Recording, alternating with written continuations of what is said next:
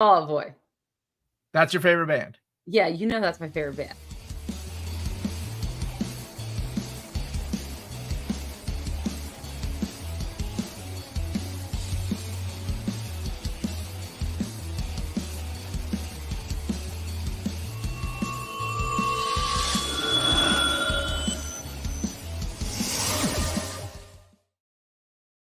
That Good was the right evening, intro, right? all you minty. Oh my god. Yeah, was it? I wasn't even paying attention. I think so. It was. Um, Yes. yes, it was. Yeah. All right. So good evening, all you minties, and welcome back to another episode of Reelz Talk with your host, the amazing Amanda, my lovely co-host, the uncanny Omar. Yes. How is everybody doing today? I am the Uncanny Omar, and that is my wonderful co-host, the amazing Amanda. And today we're going to be talking about What If Season 2 and Echo. Yes. Maybe Season 1. Maybe a mini-series. We don't know yet. Evening, Griffin X, and everybody here. Good evening, y'all. Where are you from, William? With y'all. What do you mean, y'all? Can we instead talk about True Detective and break down the first episode of True Detective? Because I really enjoyed that. But I haven't seen it yet. I didn't get a chance to watch it today. Even better. I'll break down what I think is happening, and then you can experience it. How about that? London, dude, how you been, buddy? B-Slash, how are you, my friend? And my buddy Wes is here. Good to see everybody. Yes, everyone's here. I do think that Echo is a limited series or a mini series. I don't think it's going to have a second season. We all know She-Hulk won't. Well, that's still just hearsay, right? Like, I don't think that's been official. Like, I don't think anything is official until I hear it from Kevin Feige, right? Okay, so when the lead actress tells you we blew our budget, so no, they said no thanks. That's if you like True Detective, you should give Death and Other Details on Hulu a try. Well, thanks, James. Thank you, James. Marvel Spotlight seems limited. Okay, so it was a spotlight. Yes, they had the Marvel Spotlight. I was like, oh, is that new? True Detective went woke. I mean, there's I don't even know what I don't even know how to take that. There's female detectives, right? So, but we already had that in like season 2. That season. It wasn't Jodie Foster. Women detective. Who is a badass detective in Silence of the Lambs. Yeah, let's not forget about that. Buenas noches, Omar y Amanda. Oh, why don't you read the rest of this, Amanda? You're bilingual and you do Duolingo. Okay. Okay. Echo aún está esperando escuchar si viene una segunda temporada. Look at that. Very Italian. Arrivederci. I was playing the Blockbuster game with some friends this weekend. And one of the things in Blockbuster, if you haven't played, by the way, it's a lot of fun. One of the things is make people guess the name of the movie. You have 3 things to do. Like you act it out, or you could say a quote from it. And one of them was like one word. And Inglourious Basterds came up, and I'm like, I got this. So I went with Arrivederci. And nobody knew what the hell I was talking about. I was so disappointed that they don't know their Tarantino movies. That is a shame. A big shame. What is even the point of a Marvel Spotlight? It was barely rated R. Well, I didn't think that it was because of the rated R. I thought it was because it was like a mini. I thought they were calling those like their special, like it's a spotlight on a character. And we're not probably going to get another season, but it's like, this is a spotlight. So you understand who this character, that's what I thought spotlight. So we might like, I think like Agatha Harkness, that one that's coming out will maybe be a spot. I don't know. I'm just, talking out of my whatever mouth. Yes. That's when most people talk out of. Okay. What do you want to do first? So we let our viewers know, and I can put up a little thing. Well, I put Echo up first as our backdrop. Okay, so you want to talk about Echo first? Yeah, and then we can talk about, because What If's the one I actually have gifts for. Of course, you found gifts for What If. Yes, just a few. Okay, so let's go ahead and start talking about Echo. I'm going to put up a little banner here, Thank you for the no spoilers. It was okay. Felt rushed. A little tumble towards the end. Enjoyed it overall. I heard there was more Daredevil content cut. I mean, he only appeared right at the beginning, right there, right in that first episode. 1. Yeah, that's about it. Mm-hmm.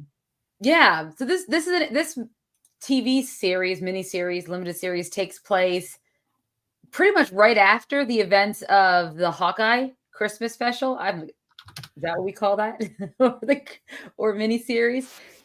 And so she leaves New York City and heads for Oklahoma. Is that where she is? Oklahoma, yes, which is where her family's originally from. The Choctaw, which is the Native American tribe that her family belonged to. And the episodes, there's 5 episodes total, and they go back and forth between her ancestors in the Choctaw Nation, the women that, she, in this case, her powers are that she echoes the women of her past. Now, Omar, I've never read Echo comic books. So what is her... You haven't read an Echo comic book? I guess we need to do one for old reader, new reader. She's not... Yeah. I mean, honestly, here's the thing about Echo in the comics, right? She was created by David Mack, who was known for creating Kabuki. That's probably what he's known for. And he's drawn a lot of things over the years. And she first made an appearance in Daredevil. I want to say it was Daredevil number 9. And... she came in, had a white hand on her face, which I'm really, really surprised we didn't see that in this particular series. Yeah. And she was a deaf character, or is a deaf character. I'm sorry. Yes. But she kind of has the powers of, Taskmaster? Yes. Maybe that's why they changed him. So she has the power of Taskmaster. Like she can echo movements, and right? She can echo somebody's power, right? So she can copy people's movements. So that's why I compare it to. Not really the most original character, but people seem to like her in the comic books, and I can tell you that she did not have like a prosthetic foot or leg that was added to the show. Yeah. Because I believe the actress actually has one. Correct? Yes, she does. Yeah. Okay. So she has acrobatic skills, aiming, like bullseye, kind of. Nothing really. Okay, I don't want to spoil what happens in Avengers by Jason Aaron, but nothing. I was about to say nothing really supernatural or fantastical until you read Jason Aaron's Avengers. Then it's like, what? Okay, whatever. So no, it's a lot different than the show. It's a lot different than the show. Okay. Howdy, crew at Near Mint. I thought the fights in Echo were solid and gave me an itch that has been scratched since Daredevil season 3, a step in the right direction. Is Echo the first time we got concrete year references? 2005, 2015. I thought we did in previous MCU movies, didn't we? Yeah, I think we did get some previous. Yeah, we did. Okay. Now, as of recently? Yeah, it's been a while. It's been a while, but in previous movies, we have gotten some concrete year references. Why would you read Jason Aaron's Avengers? I'll tell you why. Because a lot of us are a glutton for punishment. We have to read it all. On my shelf, I'm pointing at some stuff that I can't stand, but they're X-Men, so I got to read them. They're Thunderbolts, so I had to read them. Just saying. They're Avengers versus X-Men, one of the worst freaking crossovers, but I have it on my shelf. It's what happens when you read comics and they're your favorites. Echo is before She-Hulk, I think. What do you mean, brother? You mean better than She-Hulk? Omar, she is super sexy in Daredevil, but that did not translate to the show. I don't think that. I don't know. I think it depended on who. I'll just leave that joke alone. I almost said who David Mack was plagiarizing because he was accused of plagiarism when he was drawing some of those. Oh, really? Daredevil. Borrowing heavily from other artists, such as never mind. That's for another time. I don't really care. Just here to support the channel and the host. Well, one host. Thank you. I'm sorry that you're not a fan of Amanda, though. Seems like everybody else is, though. Are you serious? 67%. Wait, that's not about me. 67% of the people are fans of Amanda. The fight sequences were good, but the writing was very disjointed. Yeah, I have a lot of thoughts on it. Yeah. Oh, it takes place before She-Hulk. Thank you. It was a flashback, right? Because we get a little bit of a flashback of her story. Yeah, we do get. So we get the flashback of how she came into I guess I would say the possession of Kingpin, but she became a part of Kingpin's family, if you will, right? We get that whole backstory. Obviously her father, after that car crash, her father had to flee to New York City with her, and that's where she lost her leg. That's how they explain how she lost her leg. And we all know that Kingpin killed her father from Hawkeye. That's how, the turn of events happen. And we get to see those flashbacks and a few other ones, but mostly this takes place pretty much right after Hawkeye, which I guess takes place before She-Hulk. There we go. I look to you for my MCU timeline. You can look for me for your Marvel Comics timeline, because I really don't know. Hit the like button, peeps. Thank you for that, Beastlass. The 3 golden triangles on Maya's jacket were an interesting reference to Mac's artistic rendering, because he always adds the little triangles to his pieces of art. Kel, I didn't even notice that. That is a really good point. I saw David Mack raving about the love of the show is getting from the deaf community. I will say I did enjoy aspects of it. Yeah, I enjoyed the ASL, and the contact lens was amazing. That was really cool, and it made me kind of Google, are we there yet? Is this something that can happen? Because that's pretty cool. They showed her riding a motorcycle on back roads. So every episode had her riding a motorcycle. Yes. I thought I was watching commercials trying to sell me a new bike. I saw that some think the Kingpin's writing wasn't keeping with at least the Daredevil Kingpin. Do you think? No, disagree. That is Kingpin straight from the comic books. He goes through different changes, especially if you read things like, oh my gosh, The Fall of the Kingpin, right? Which is kind of a follow-up to Born Again. You can see the change in the character. I mean, there were shots too taken from the Daredevil run. So. No, I don't think so. I think it's the same Kingpin we've always had. Yeah, I think he's just showing a different side of him because this is his daughter that they kind of shoehorned in. But because we even in Daredevil, we see his love for Vanessa, right? Like we saw her love. Yeah, we know he's capable of some type of love, and he feels remorse. He has empathy, and in a weird way. But he expresses everything strangely. His emotions are they feel a little over him. Yeah. So, and that's essentially what these 5 episodes are about. We're learning. There's 2 things that we're learning about. We're learning more about what Maya's life and the characters, the people that she was close to in Oklahoma, like her grandmother and some of those different, neighbors and things like that, and cousin. And then we're also learning about. We also have Kingpin and his crew trying to track her down. She doesn't know in the beginning that he's still alive. She thinks that she killed him. So, halfway through, she realizes that he's actually is alive because he sends some people after her. There's some fights in the roller skating rink. We have some really, just really awesome fights here and there throughout the different episodes. And then you have all that going on. And then the same token, each episode also starts with, for the most part, each episode starts with like a flashback of a different female. One of our ancestors, maybe? Yes. The first one is the actual goddess Chafa and how she came to Earth, I guess, or how she became part of Earth. Mm-hmm. She emerged as a human. Yeah. And then the second one is, I think it's Loak, and she's participating in one of those like stickball games, which I always think of like the Mayans and stuff when I think of those stickball games, or the Aztecs, right? They had those games, right? And then in those times, if you lost, you got please teach me more about the Mayas and Aztecs. Okay, never mind. I'm not from Mexico. I'm from Peru. We had the Incas down there. Yes, that's true. Yes. We had the basketball game that we played with concrete balls and heads of our enemies. Oh yeah, that was the one I'm thinking of. Yeah, no, I think you're right. I mean, obviously we've come a long way as far as like languages. I think that's really cool about movies and TV shows now. That always bothered me even as a kid. Like whenever you would watch a TV show or a movie and it took place like, somewhere in Japan. Mm-hmm. But Japanese people started speaking English just because it made it easier, and people had a fear of reading subtitles back then. I don't know what it was, but I remember as a kid, it always bothered me. I'm like, shouldn't they be speaking their native tongue? So it's really cool to see, them speaking in a different language. I thought that was one of the cool parts about it. I think so too. Thank you, Crazed Ankylosaurus, because I kept looking at that goddess Chaff, and I was like, why does she look familiar to me? This woman.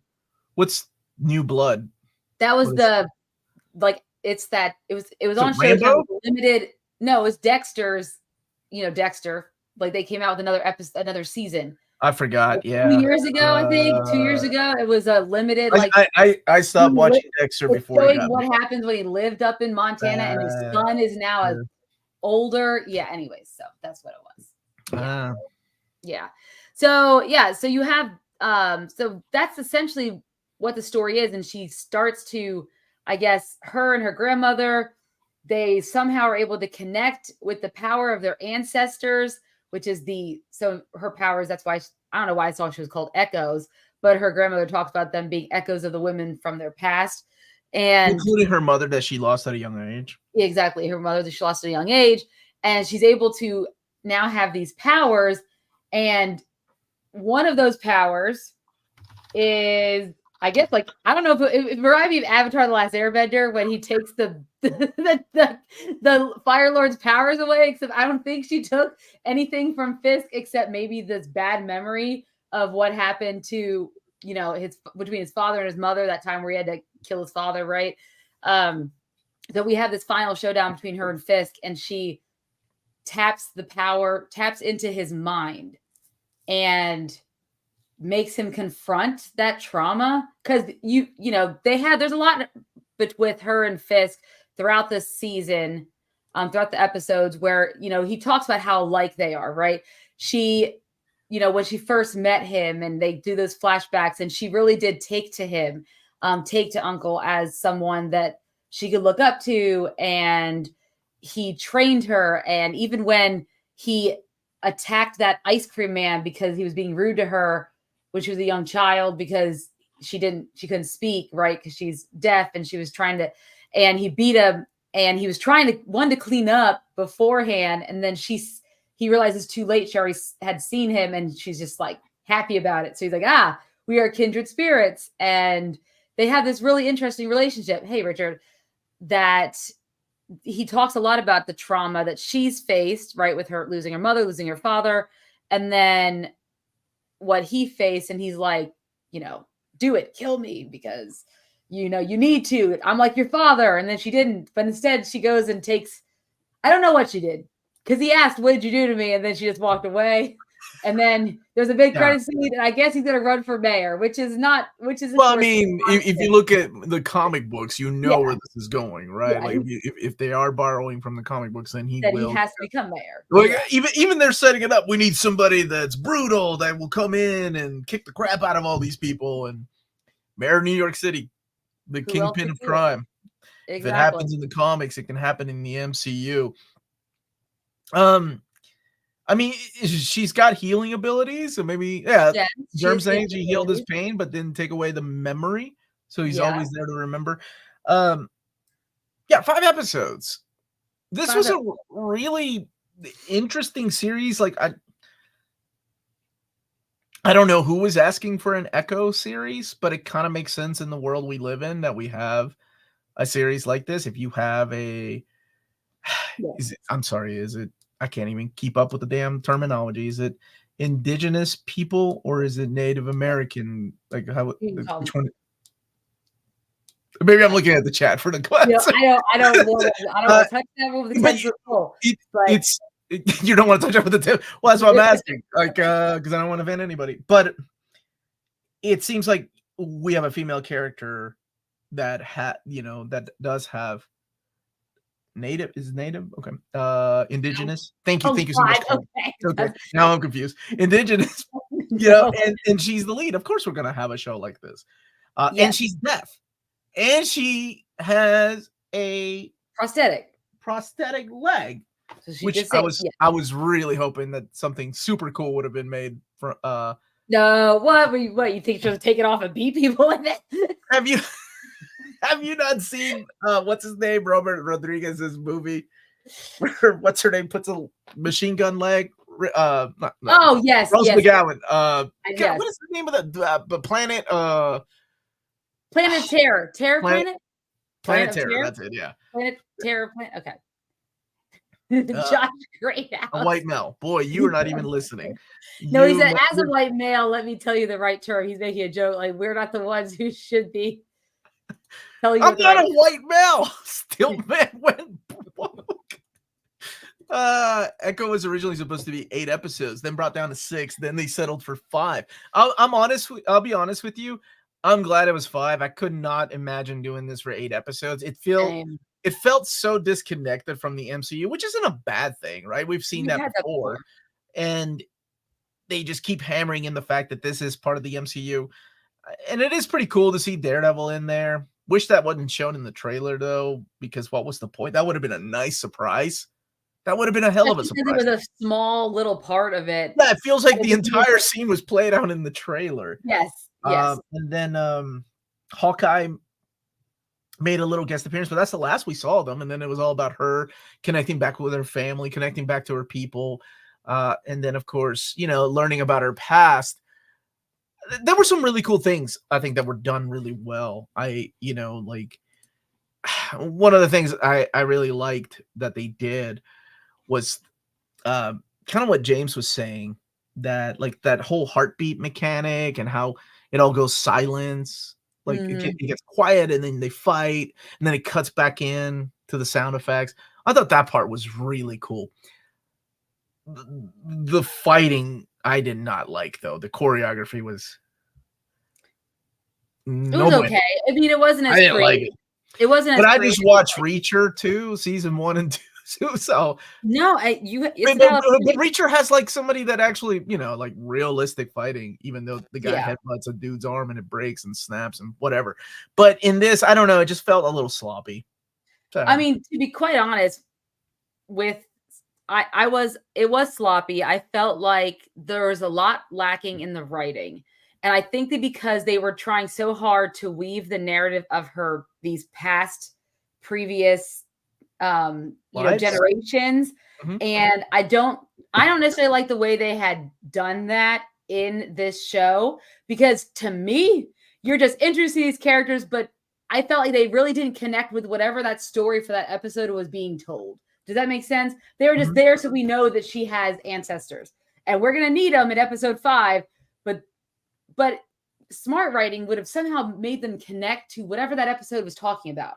You know what I mean? But they didn't. They just showed you what that character was. Oh, yeah. I just thought that part felt women, and we're going to see him back in. We're going to see him again. I promise you, we're going to see him again. But that's to me was where that writing was so disjointed, and they were trying to do a lot of things. It was like a family drama, but also like a crime drama, and then you had the history element. There was a lot going on. And, you have and then the whole Kingpin storyline too. Yeah, which played a big part. And dude, I was mad when he killed. It was really cool to see a show like this on Disney Plus. I'm not gonna lie. Like when the annoying character, I can't remember his name, that got killed off at the the roller skate. Biscuit? No, not Biscuit. I wish I had killed that dude off too. No. No, the guy that betrayed her. He was like a friend. Him and his sister and the other girl kidnap her in the first 2 episodes. That's right. Like when they kill him, like shoot him, and his body is just laying there with his eyes wide open and the blood is. I was like, wow, that's pretty cool to see that. To see that happen in a Disney Plus show, right? Thought that was cool. Yeah, because you don't really see that. You see like. You see the idea of that, like a reaction to that, but you never actually see like a body bleeding and things like that on a Disney Plus show. So I thought that was a nice thing, or a nice touch. I honestly couldn't get a bead on where she is supposed to be morally. I appreciate it's not black and white, but was hard to see the good in her, even though she has all these friends and family. Well, and she left those friends in family, right? Like she left them for a reason, but decided to come back. Yeah, she came back. Why? Yeah. To escape the Kingpin's men. Like I feel like I missed something. But I don't know. I think it was a series that they kind of put together maybe last minute. Like Richard was saying, there were supposed to be 8 episodes at first. I wonder what those additional 3 episodes would have had in terms of story. Because even with the story that was told, I felt like, man, this was drawn out a little bit. I mean, every episode there just seemed to be, it was just, yes, it was drawn out. It didn't hold my attention like I wanted it to. And I should have been more excited by the end of the season, but I wasn't that excited, except for, I guess, when Fisk is going to become mayor. That'll be exciting when it happens. Yeah, but that's the post credit. You're supposed to be excited about. Yeah, I know. The female empowerment of her family all getting superpowers but I wasn't and fighting off the bad. It reminded me of the ending of Buffy the Vampire Slayer. Yeah, but that was amazing. Oh, because of the music, yeah, well, but yeah, the music. No. It really, and I really thought like all the women in the city were going to get superpowers because it never really, but it was just the women in her family. And so we're saying that she's a direct descendant of Chafa. Like, is that what they're trying to say? I don't know. Yeah, I think that's what they're trying to say. So she thought that, hold on a second, let me see some comments here. She thought that she killed Kingpin, went home, and decided to go to war with the Kingpin. When she found out at the end of episode 3 that he showed up. Yeah, he did. Yes. Right? Yeah, that he was alive. She wanted to be the Queenpin, right? That's what I thought. Yes. So she wanted to specifically be in charge, drug, and run. All right, because she was introduced as a villain and running. And that was her over. I don't know. I'm glad Marvel's going to have an actual showrunner for the TV shows going forward and more structured TV series. I'm glad they are too. I think they need to reprint Marvel Knights on what? That's another story. If they did do a short like the WWBN, I think it would have been a lot better. Like what WWBN? Yep, Newbury, you have to help us with that. I need WWBN World War Best. Nope. Hey guys, I thought I would never say about Jonathan Majors. What, Leo? What are you gonna say? But one of his films, Magazine Dreams, that's true, is being dropped by Disney, and the director of that is trying to find a studio to release. It's a bodybuilder drama, and I don't think it's gonna have. Thank you, Leo, for the breaking news. Werewolf by Night. Wow, someone will pick something up. Eventually Mel Gibson still had movies being made. Like, wait, did I miss? Okay. Brown's still making music. So like never say never. I mean, could have. I'm sure if they shop it around. She bombed the warehouse when she thought Kingpin was dead. Was that her way of taking over? I don't know. Thank you, Werewolf by Night. It makes me sad since Love Daredevil and Punisher on Netflix. Worried about DD. No, so I'm not as worried. If you have a showrunner, that's a big difference, right? And actually, I kind of like who was it? Was it Newber and William? If it would have been a one shot like Werewolf by Night, maybe I don't even want to call it a movie. I think it would have been okay because you didn't need all that stuff that Amanda was talking about. I think if you if you trim the fat, you could have had something here because it would have been okay to learn the origin, but you can't. And I realized that it's hard to make a show about a villain, right? If they're full blown villains, but it works. We've seen shows like that. Yeah. We've seen Loki, and even though he had redeeming qualities by the end of season 2, but I mean, I would have liked to have seen a show like that. We've seen The Sopranos and Breaking Bad were some of the greatest shows on television. Yeah. And if we had a MCU, I don't know if I would have picked that girl because she is kind of like the anti-hero in the comics. They did film 8 episodes, cut it down to 5. Oh, thank you so much, Bruce. So I can see that. Because I feel like there was something missing, and I think they cut the wrong part out. What did they cut? Like, that's why I was asking, what did they cut? Because already I feel like they could have cut some more and made it just like you said, a movie would be great. Or a one shot, like the William and Newber were suggesting. Exactly. But the last season of Loki has me looking forward to what can be done with Daredevil. Agreed. Loki. I did not like season 1. Season 2 was outstanding. Ghost Rider should have been last Halloween. I know what happened. I was hoping for one every year. Marvel special presentation and Marvel Spotlight can be gold for Marvel. Absolutely. Yes. Could be if they did it right. I was hoping for Man-Thing, more of Ted. The woodpecker told her family was in danger, so she That's returned. why she came back. That's right. I do remember the woodpecker now. But yes. MCU but again, Nick Cage, Ghost Rider special, teasing Danny Ketch at the end should be in this year's special. I would have been with that. Magazine Dreams will be picked up by someone for cheap, and that will make it a lot of money. They will probably have to wait a bit. Probably. From my knowledge, this is the last show before they announced that they were slowing down. Hopefully, we'll see the writing improve. I hope so, too. Well, I mean, we already know they went back to the motorcycle riding. No, they did not. They could have. He was on that bike every episode. We know they already went back to the drawing board on Born Again so I know that Vincent D'Onofrio had recently talked about the development of the new series, and he said, like, essentially they were cutting out things from the original shows. Like there were rumors they were gonna kill off Foggy and Karen to kick off the new series, which now they're coming back. I don't know why you would want to kill off Karen and Foggy. They even said they weren't even going to have him wear the suit for the first 4 to 5 episodes. Wait, what? Yeah, no, these are kill off Foggy and Karen. Sure, why the hell not kill him? I don't know. They're starting over again. Essentially, they killed Ben in season 1. That's true, but and he was like, I mean, if they did, anyway, go ahead.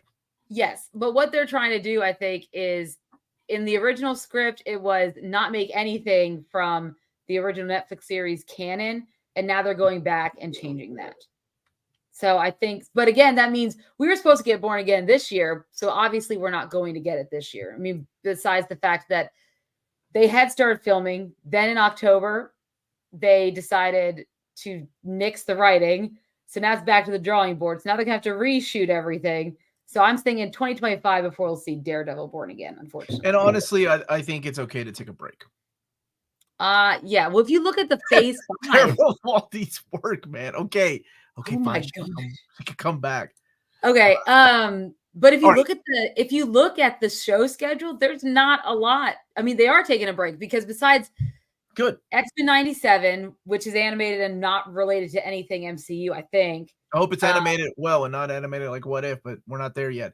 We're not there. We're talking about that. Let's bring it back to Echo to wrap this up because I do want to have this conversation with you. So chat. My daughters say this all the time. I hear my daughters chat. Is this real? Chat. I'm like, who are you girls talking to? Like Alicia's little friends that like all 5 of them are like chat. Is this real life? What's that? I'm like, oh my God, none of you have a YouTube channel. What is happening here? Anyway, so you all are in charge of us to make sure that we come back and talk about this topic because I do want to talk to Amanda and you all about the future of the MCU. Okay, so things you liked. Let's talk about that. What did you enjoy about Echo? So I mean, I do like the actress who plays Cox, the actress who plays Echo. I think she does a really good job for what she has to do with the material. I mean, there are some parts she kind of is. I know she's kind of a little stoic, and I don't really know if that's because it's part of her character or if that's the choices that she makes. I do think that Kingpin is a highlight in this, in the show for me. I really did enjoy that, though I was really mad he killed off the ASL interpreter. That was not fair. All she did was help him. But that shows how evil he is. I know, but it made me so mad you hear like, I'm glad. She's like, wait, I won't tell anyone. And then, I know. That was I great. was like, oh. So no, okay. And I mean, some parts I did like, some of the interactions with her family and friends back in Oklahoma. I liked some of those aspects of that story, right? Like the store owner. He was really fun to me, and he's a great actor. Yeah, he's a great actor. I like his interactions with her grandmother, and there's a lot of cute little moments in there between these characters that I really enjoyed. So that was a highlight for me. Were some of the more acting choices, the scene to scene actors, and what they're doing with the material. I like all the blood. I'm not gonna lie. I like the violence. Oh, good. I'm glad. What? No, I mean, I don't care either way, like what the violence is, Oh, but I do think like it. it adds to the, you know, the whole realism. So Yeah, I I like it. agree. That it? But let's see. The music. Okay, there we Some go. good soundtracks, yeah. Did you like the lighting? Maya was okay. Maya Lopez was okay. I wanted to kill Biscuit. I was hoping the Kingpin would just break his neck, but might just be me. And you know, it was nice to see him back and tying it together. The little cameos were great. I wish they had been kept a little quieter. The Hawkeye, even though it wasn't really a cameo, right? Well, I guess it was with Ronan, and it might show her future, what she'll be doing later on if they want to continue with the character. I'm not kidding. I really do like the whole, you know, when they make everything silent. It's more focused on the acting, and who was talking about that? The freaking contact lenses. Those were awesome. Yeah, that was really cool. Those were awesome. But yeah, I wasn't a fan of the story, but I'm talking about. Yeah, I think that's. I mean, but it's to me, it's definitely the story you'd expect them to tell in 2024. That's what, and I think maybe that's what kind of irked me about it the most. I was like, okay, this is exactly what we expect them to talk about, but not in a creative or not like it's like you've already seen this before. It's already been done before, right? In different iterations. I mean, if you wanted to talk about a Native American character getting some really cool freaking powers and doing something with it, Kaori from What If might be a better example. I really liked that episode, to be quite honest, and we're going to talk about that in a little bit. But it's, you know, that's what I think it's exactly what you would expect in this day and age, but I was expecting it to be a little bit more creative in the way it was delivered, and it wasn't as original as, not that everything is original 100%, but Biscuit, Katie, and Darcy. Who's the chick? Madison. You throw Madison. Don't forget Madison. You throw Madison in there, and you got something that I'll never watch, Colin. Thank you. Oh my God. Yeah, Madison to me is the embodiment of what was wrong with the MCU. By the way, she did not beat Daredevil. He just remembered he left the stove on and left. That's not fair. Yeah, Larry, I feel like I didn't want to agree with Amanda, not because I'll have to agree with her, but you know, hold on, let me hear me out, girl. Hear me out. Okay. It's because I don't want to agree with the best part of the show is the Kingpin. Who's not the main character? Shouldn't be, right? We're talking about a character. We're fleshing out a character. We're introducing a whole new cast of supporting, you know, like her family, her friends. Yet the best part is something that we can't forget that happened. Oh my God, how old is Daredevil now? 10 years ago? Whatever it is. Almost, yeah. That doesn't give me hope. If we're holding on to that. If we have to bring a character back, it's like them talking about how they were going to bring back Robert Downey Jr., who is not coming back, by the way. But they're like, all the rumors, we're going to bring back RDJ as Iron Man because that'll fix everything. We have to go back in the past that far in order for the MCU to still thrive. That does not bode well. And that's my biggest problem with this series. It was like, I want to like this character. I'm not the biggest fan of Echo in the comics. Don't even get me started on that Ronin BS that Bendis pulled out either. But I wanted to like the character because there is such potential to enjoy her stories and her character. But the way they went about it was so weird. And now, like, does she have these mystic powers? Does she still have these abilities? Can she call on her echoes of her ancestors? Is that her mutant ability, or is it tying to the supernatural? Is it more magical? No, she's not a mutant. Well, I don't know. Maybe she is in the show. You said mutant. I didn't hear the X-Men theme I didn't hear the X-Men theme playing that X-Men 97 because they love music. Yeah, then she's not. Just to solidify, Miss Marvel's a mutant. And here's the theme to prove it. Omar just admitted Blue Beetle was way better than Echo. Oh yeah, Blue Beetle was great. 100%. Oh yeah, 100%. I love Blue Beetle.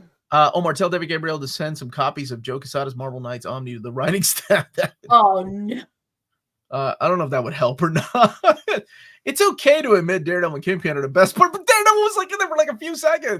Because if you don't, you're living in the illusion. I mean, I can see some people enjoy it. I was just trying to see what the best parts of the show were. And unfortunately, it's the things that I was looking forward to. If she doesn't get a season 2, maybe she'll be in the Daredevil show. Maybe. She may show up as like a, Do not destroy Tony's sacrifice by bringing him back just because. I agree. Omar, hating on Ronan. Oh, dude, the Ronan idea was stupid. I mean, I could tell you, and I think people that were reading comics at the time know who it was supposed to be. But because Bendis saw the internet, figured out who it was supposed to be, he was like, I'm going to change my mind. And it was this character all along. They need to start building up big Kirby science stuff and characters to tease the world of the Fantastic Four. We saw a little bit of that, didn't we? Like in the designs and what was it? Thor Ragnarok, actually. Yeah. What's up, Robert Marquez? How are you, brother? Hello. Now, we talked about the things we liked in Echo. Things you didn't like. Choreography. I'll start. Okay, you said choreography. It was bad. It was, I mean, the fight scenes didn't do a lot for me. I'm going to be honest with you. Like, they didn't make me go, wow. A lot. Like, that was my biggest problem. How are you, buddy? Go ahead, man. I'm sorry. No, my biggest problem was that there wasn't a lot of originality in the writing or the story. Or in your case, the choreography. That just wasn't. Originality is hard to do these days, no, right? I know. But it can be faked. How many? Yes, to a point. We don't have that many original stories, right? It's just. But it's the way it's the way that you artistically put it together and make you care about the characters. At the end of the day, I was like, I don't care. Biscuit can go and crash his big monster truck on the side of a bridge and die. And honestly, her uncle and grandma, they were okay. It was a cousin. Well, the cousin, she actually was the voice of Kaori in What If. Fun fact. She's cute.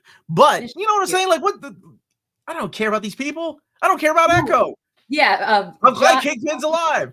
Josh has a good point. Gunn made us care about, oh, buddy. I cared about that eagle hard. And that's what I'm talking about. I love that eagle. It depends on like the delivery and your artistic take on these things. You can still make a great story. And there was something there, but it just didn't grab me. This is another show much like Falcon and Winter Soldier. Very run of the mill.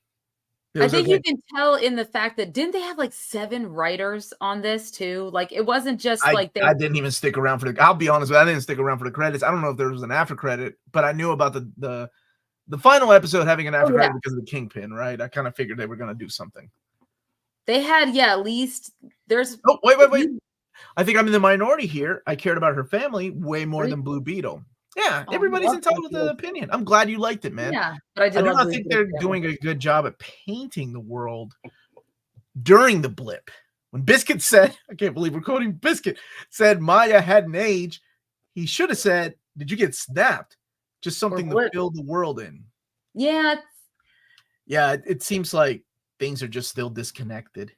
Yeah, they're trying to make it its own. They don't know how to connect it the right way. Well, that's true. He also did make us care about both of those a lot. Oh, yeah. There's like 8. I mean, I have said that for years on this channel, that there's no reason why Superman wasn't doing better than Guardians of the Galaxy at the box office, yet it didn't. Yeah. So Daredevil didn't blip. We don't know. I don't know. Maybe. Falcon and Winter Soldier had great character works. I will not stand. I'm not kidding. I did not like it. He did not. Dude, I even said at the end, I'm like, or at the beginning of our review of episode 1, I was like, I bet they show Falcon and then scratch it out and write Captain America in the Winter Soldier in the final episodes. And that's exactly what they did, because it was a very run-of-the-mill show. It didn't do any. I mean, I'm glad you enjoyed it, but to me, it didn't do anything. Like it was just it's a forgettable show. Yeah, I still stand by WandaVision being an amazing show. It was a great show. Like, to me, it's how you, outside of the whole Ralph Boner thing, it's how you kick off this era of television. And oh my gosh, it was a strong start. Josh is bringing up a good point about, the producers are upset Black Widow was a big. Well, you could be. I know that's silly. Black Widow is one of the more popular characters, and she has no powers. But this felt like Black Panther in some ways, and a lot of great female heroes and not making them connect. Well, it did make me feel like when you say that Black Panther did it better in connecting the ancestry to the powers and making it such a big deal, right? And making you care about that ancestry. Whereas I don't feel like I got that because the stories about the ancestors were so disjointed. The only real reason we need to know about them is that they are strong, powerful women. Therefore, Echo is a strong and powerful woman who also but has you shouldn't have to so, this goes back to another one of my connection.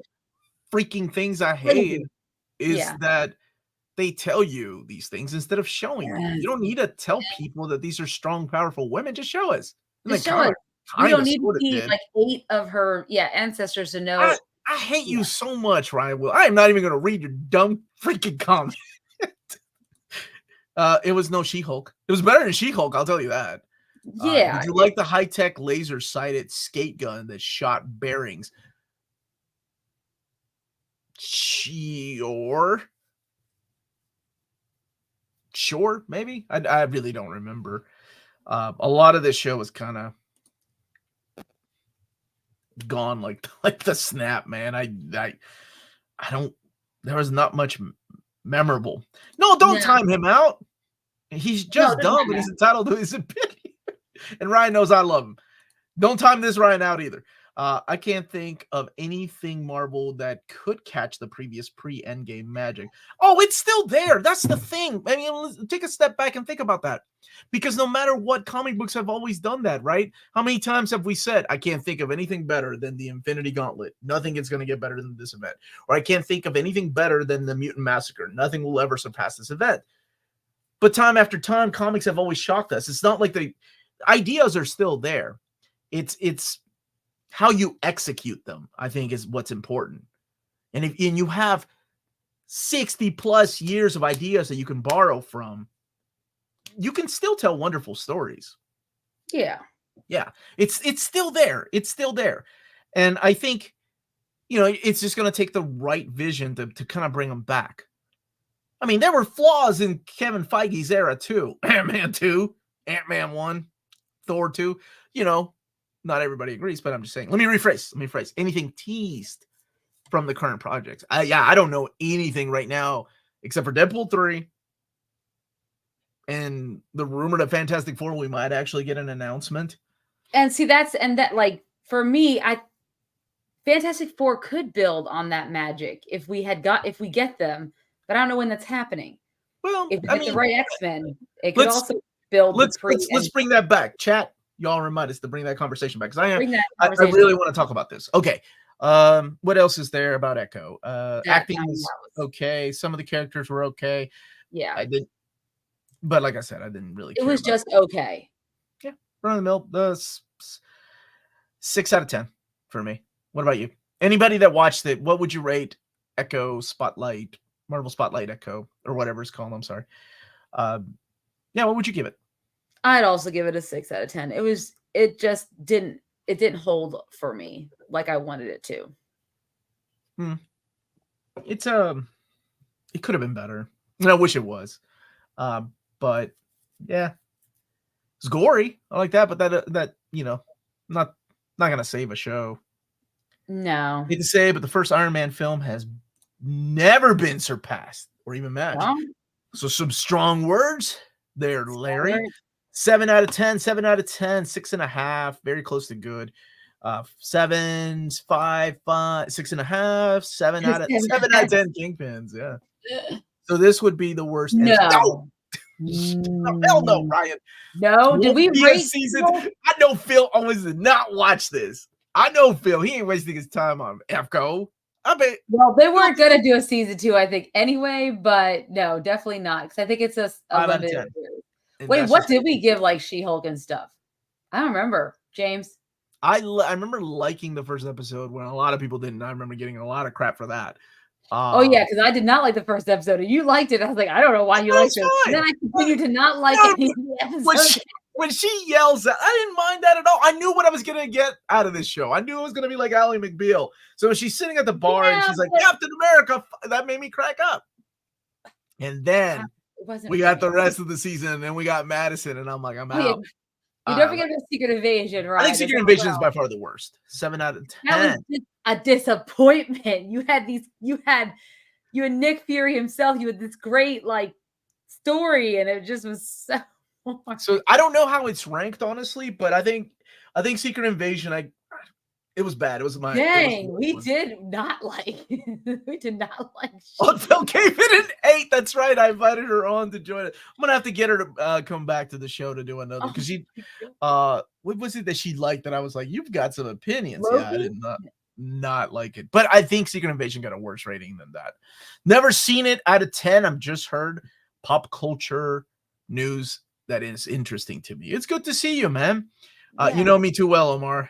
I may have to go anonymous. I know you didn't watch it. Did you even read her? Amanda gave Secret Invasion a 5.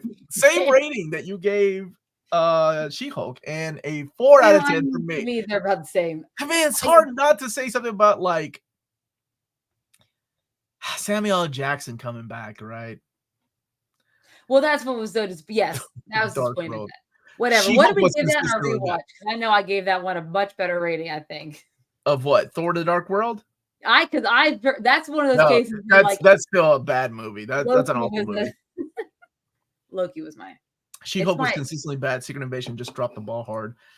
Why are they having such a hard time writing these shows? Because they have too many writers. Oh, I mean that could be part of the problem. They don't have a showrunner on these shows. If you go on IMDb, they have 2 directors for the episodes. One directed 4, one directed 1, and then they have 8 different writers, each writing a different episode or 2 episodes. So where is that? Where are you ensuring that there's the connective, everything is going the way it's supposed to be? Not that you don't want a lot of writers, but at the same time, you kind of need someone who has a vision, who pulls it all together, which is why shows like Succession do so well, or The Bear or Sopranos. They always have a showrunner and then the person with the vision. And then you have everyone. I mean, even Peacemaker had James Gunn, right? And then, he may have had multiple writers, but they all were working for his vision of what this show would be. And I think that's what this show is missing, and probably a lot of the different shows that we've seen so far. With the exception of WandaVision. I thought WandaVision did actually have a showrunner. You gave Thor: The Dark World a 7. That is my guilty pleasure. I like that movie. Awful movie. Loki I like Loki. We already did this episode. We did. That's what he's going on. He's going by our was it really that bad? If you want to see why I gave it a 7 out of 10, you can go check it out on YouTube after this show is over. Well, and I think that's what they're learning, right? I think that they're learning that, hey, maybe we need to take a break. Change opinions. Thor: The Dark World might be better than the recent MCU. No, God, no. I do not agree with that. Would you rather watch Thor: The Dark World, Secret Invasion? Be really. Okay, that's not fair. That's taking two extremes, Amanda. Would you rather watch Thor: The Dark World or Thor: Love and Thunder? Honestly, maybe Love and Thunder. At least visually, it might be prettier. Visually, I said. I would much rather watch Dark World than Love and Thunder. No. You and Oddfell that's her favorite Thor movie, by the way. Yeah, or actually, I think that might be her favorite MCU movie. What is wrong with you all? If they just had one writer per show, they would have been better. It's hard to write a show by yourself, though, right? Unless you're somebody like JMS, who wrote all of Babylon 5 by himself, except for those few episodes. And that's where. So here's where WandaVision differs. So when you look at the credits in WandaVision, they have a head writer created by television, like this person, Jack Schaefer, for all 9 episodes, and then writers helping out with each episode. So that is why when you say WandaVision is such a great show, and the same director throughout all the episodes too. Hello, thank you. Exactly, Phil. It's like asking, would I rather get poked in the right eye or the left eye? You're asking the same kind of question. It would. I'd still rather get poked to the left. No, you would have to put Dark World up against Guardians of the Galaxy 3 to make it fair, because you're talking about. Is the same way. Loki's the same way, and that's why a lot of people praise Loki. That's why he got nominated for Emmys. Has a head writer, Oh, you mean a head writer? Yes. Yeah. Hey, what's going on? Enviro Earth 2, Thor: Dark World, obviously, then Secret Invasion. Oh yeah, But then would I rather watch Thor: Dark World 2 or Guardians of the Galaxy 3? Oh, no, that's not fair. Exactly. That's what you gave me. You gave me like the extreme of an option. No, I gave you Secret Invasion or Thor: Dark World, which in your mind, according to your rating, okay, you know what? I'd rather watch Guardians 3 than Guardians 2. I think Guardians 3 was a better movie than Guardians 2. I'm just saying, their ratings wise, you give them the same I'd rather watch Spider-Man. What the hell was that one called? The third one. No Way Home?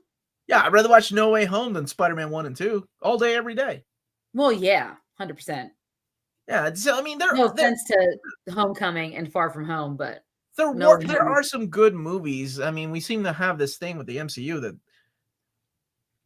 you know, I'd rather watch the Marvels than Captain Marvel. Me too, actually. There you go. Because at least it was a little bit more fun. Right. We can't really blame Kathleen Kennedy for this. She has nothing to do with Marvel, but South Park makes you want to think she does. The director said the Echo's power from the comics were lame, so they gave her lame mystical. Are you kidding me? I would rather. Well, it's hard because you already have a Taskmaster, and that was dumb. Do you think that anyone remembers Taskmaster for Black Widow? Did you? I'm talking about people like. Did you and I review Black Widow? We did. No. Oh, I reviewed it with Oddfell. We need to review that. We need to go back to a. Was it really that bad, or was it? But I feel like it? Yeah. You liked it? I liked aspects of it. There were issues. I had issues with you. Oh, well, hey, Florence Pugh automatically that goes up some points. No, I did like the beginning of it. I thought it was like, damn, this is kind of dark. Yeah, I know it had things like Ghost Rider slowing down of modern songs. I know you didn't like that. We've already done Dark World. Spider-Man Loki. Is that the fan-made film? I think so. Justin Benson and Aaron Moorhead did a great job with Loki, and they did a good job with Moon Knight. Can't wait to see what they do with Daredevil. Ooh, I wasn't a fan of Moon Knight. I liked one episode of Moon Knight, and Loki was phenomenal, though. Dark World is perfectly mid, and 75% of the post-Endgame is worse than it. 75%? That's a lot. What's post-Endgame? Okay, well, No Way Home, which is really good, actually. Yeah, it's Guardians of the Galaxy 3, Wakanda Forever. That's a good movie. I did. Yeah, it was Quantumania. Oh, Thor: Love and Thunder. Oh, The Marvels. That was a fun movie. And I know I'm missing another. Was there another one? There's no way we only had 5 movies, right? There's been more than that. Post Endgame. Well, what was post The Eternals? Oh, that was The Eternals. And Shang-Chi. That was fun. I like multiverse of Matt. Doctor Strange, Mom. Yeah, I didn't hate that one as much as everybody else did. That one was fun. It was Sam Raimi just having fun. Motivation. What's that? Nothing. Are we really gonna go there? The motivation of a mother losing her children is not. I am a mother. Don't talk to me about motivation. Yeah, and imagine your kids blinked out of existence, and you have a chance of getting them back. I don't know if I would go batshit crazy or not. I'm just saying, as a father, I would. If I had some good, but therapy, I wouldn't go to those lines. Okay. Could accept the things that happen. Echo is enjoyable. I felt like it should have been longer, and it feels like it was something there that was longer, just to give Maya more time for character growth and plot. How are you, Kane? Omar liked the Marvels. I did. What was wrong with the Marvels? I didn't I think I gave it a 7. It was fun.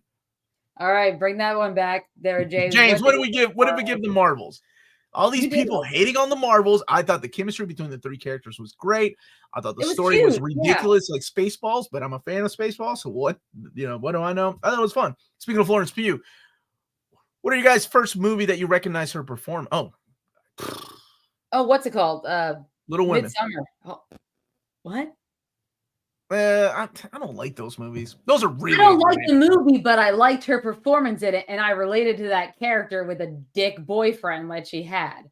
So I liked that movie from that aspect, and I thought she was great in the movie.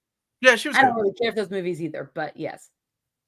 All right, Omar and Amanda both gave the Marvels a 7.5. Thank you. See, that's a good movie. It wasn't a bad movie. It was fun.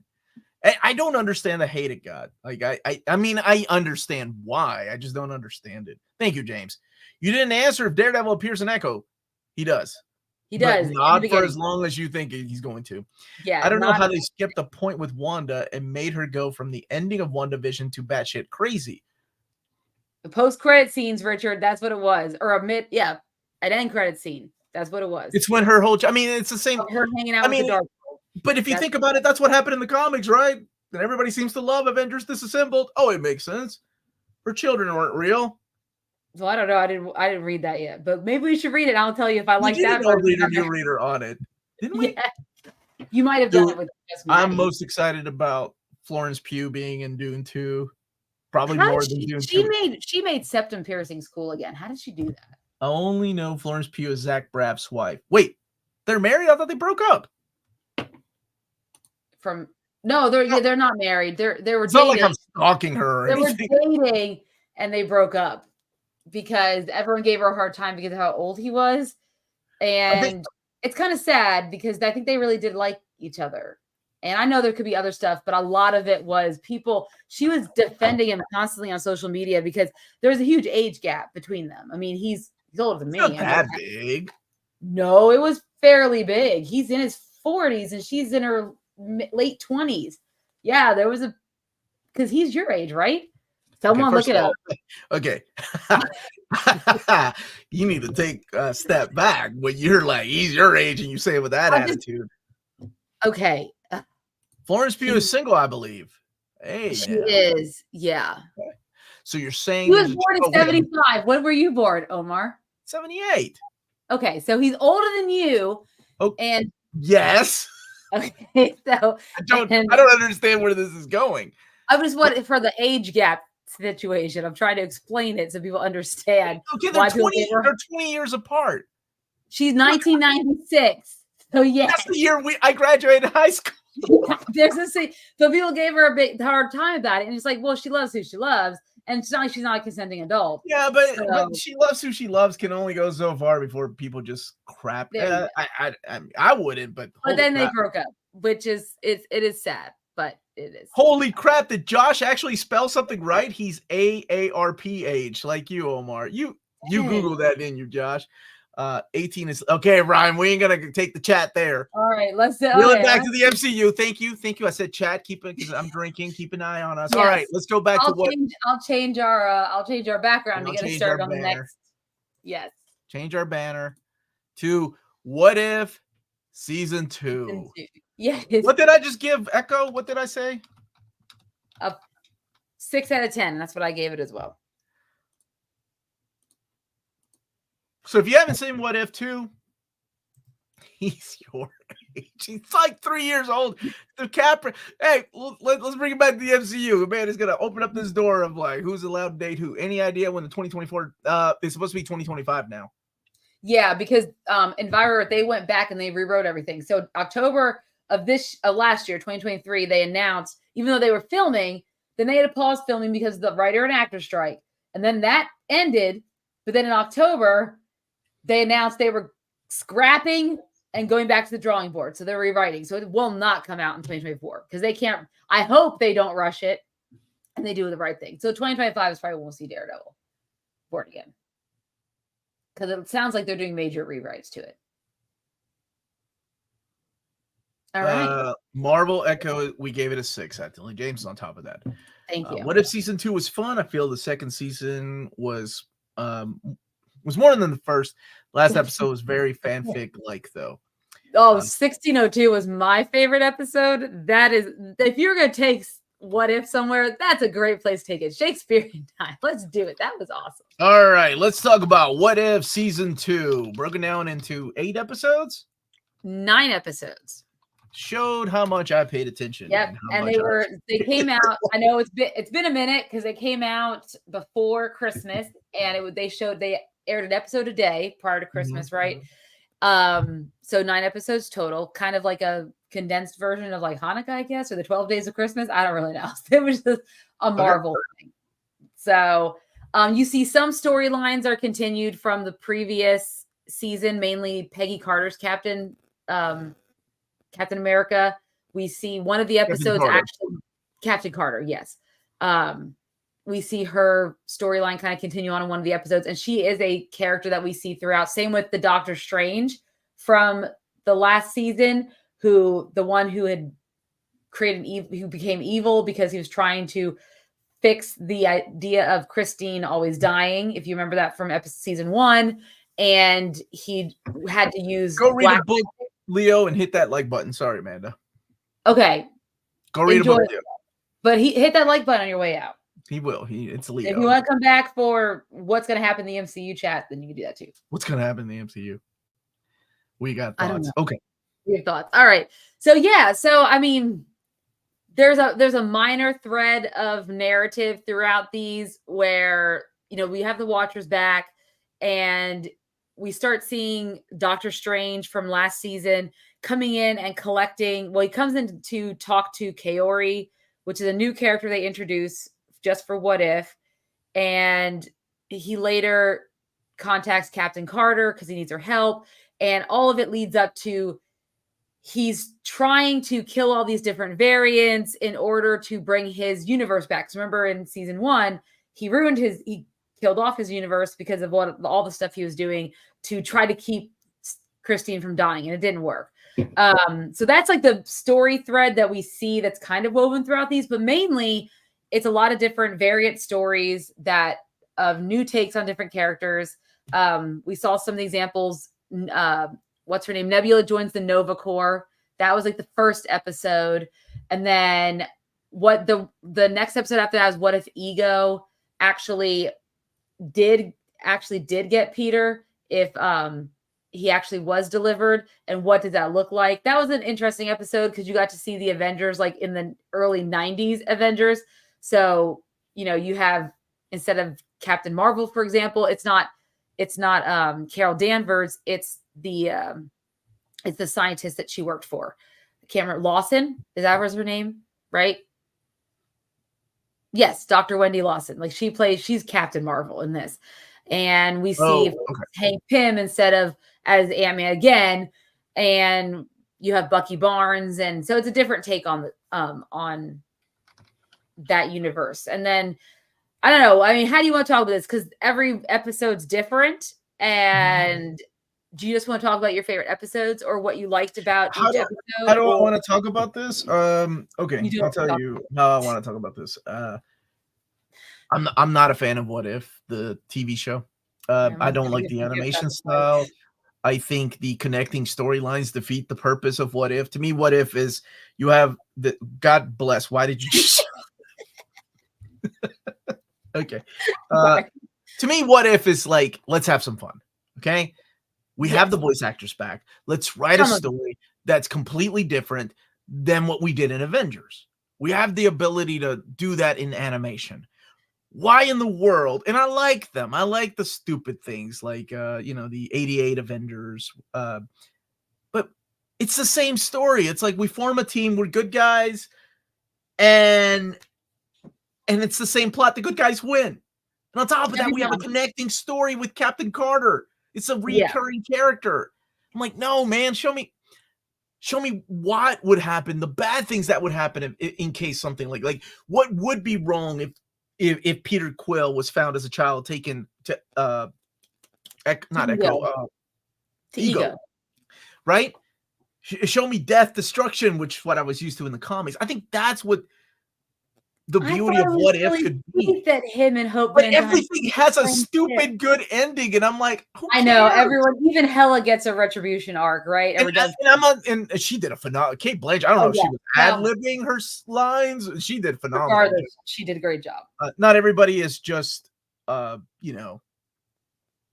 everybody can act and voice act. Obviously, Omar just described all Marvel comics. No. What If wasn't like that? What If was dark?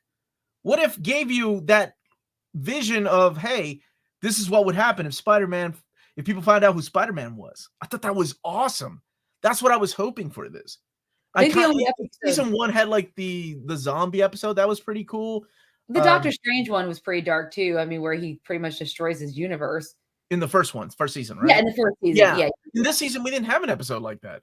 No, everything was. It was like the sixth episode was good. I like that because it introduced us to a new character. I like the way it was animated. I love, like I said, we've come a long way from, everybody speaking English. So I thought that was really cool. The Kahori episode, I think. Kahori, yeah, that would have been one of my. But it's still the same thing. I don't care about Jon Favreau turning into the freaking Hulk. We're still the Avengers at the end of the day. But he was funny. Was he? I'm glad you liked it. No, I was not a fan of this. I wish that they had taken some chances, but I also don't know what their limitations were. Like, you can't use the Fantastic Four, you can't use the X-Men. True. You can't use Spider-Man, you can't use Venom.